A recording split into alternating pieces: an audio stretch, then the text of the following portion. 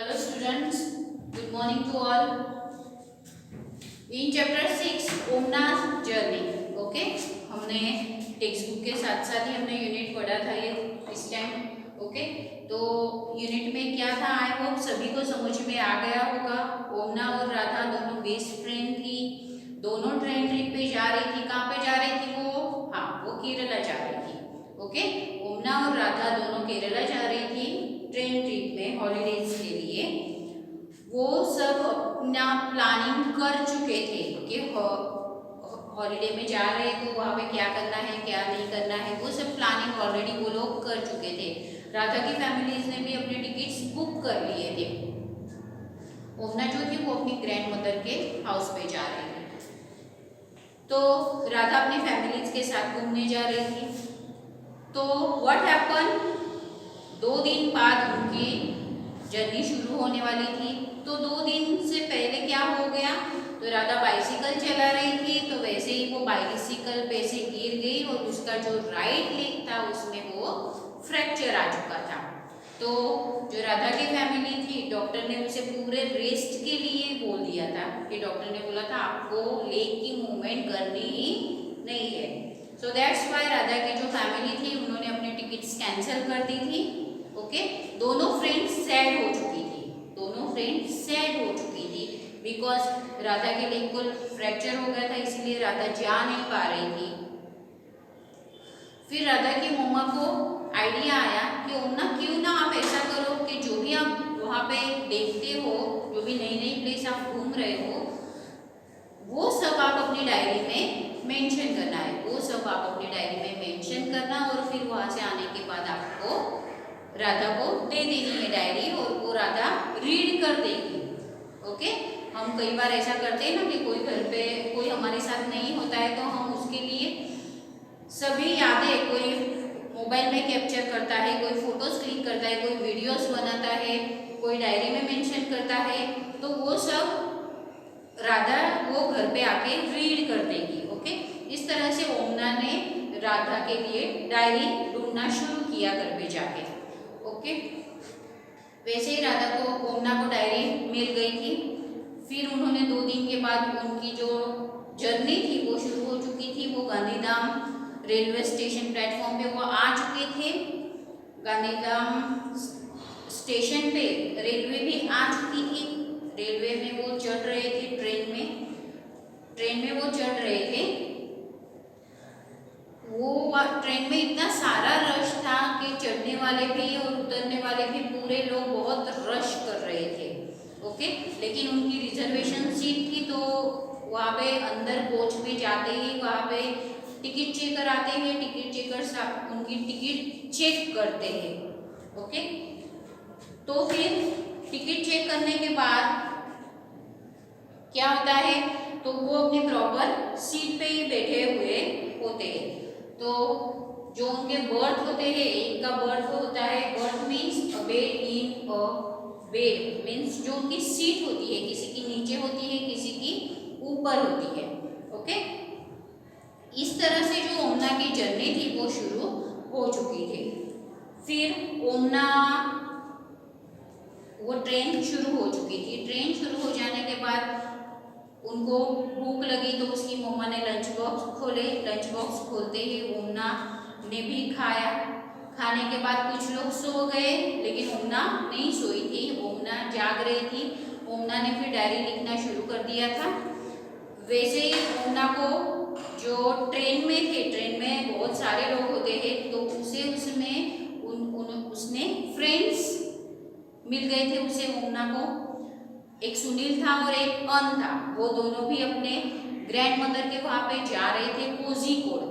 हमारा जो चैप्टर 6 है, चैप्टर 6, चैप्टर 7 और चैप्टर 8, ये जो तीनों यूनिट्स है वो कंटिन्यू ही है, वो पूरा ओमना's जर्नी ही है, ओके।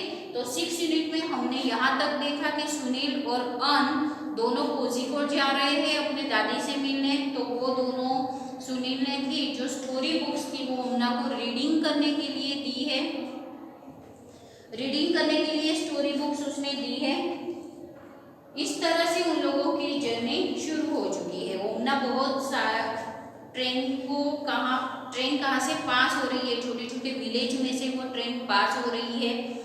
फील्ड्स जो थे वो ब्राउन और ड्राई हो चुके हैं, वो पूरे सूख चुके थे। वो जो फील्ड्स थे, ट्रेन अलग अलग छोटे छोटे विलेज पास करके जा रही है। तो ओमना को ऐसा लगता था, जब ट्रेन स्पीड में चलती थी तो ओमना को ऐसा लगता था कि सामने वाली जो अपोजिट डायरेक्शन है वो हमारी तरफ आ रही है। तो इस तरह से जो ओमना की ये जर्नी थी सुनील और अन के साथ उसकी शुरू हो चुकी है।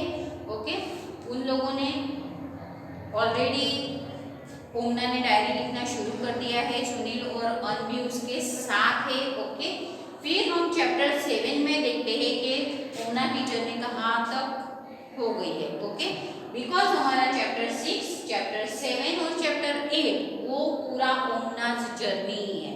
ओके, वो पूरी जर्नी है ओमना की। तो हम अभी यहाँ पे चैप्टर 6 के जो न्यू वर्ड्स है वो हम देखेंगे। Okay, so first word is a fracture. First word is a fracture. So fracture, what is the meaning of fracture? तो फ्रैक्चर का मीनिंग है अ क्रैक और ब्रेक, स्पेशली इन बोन।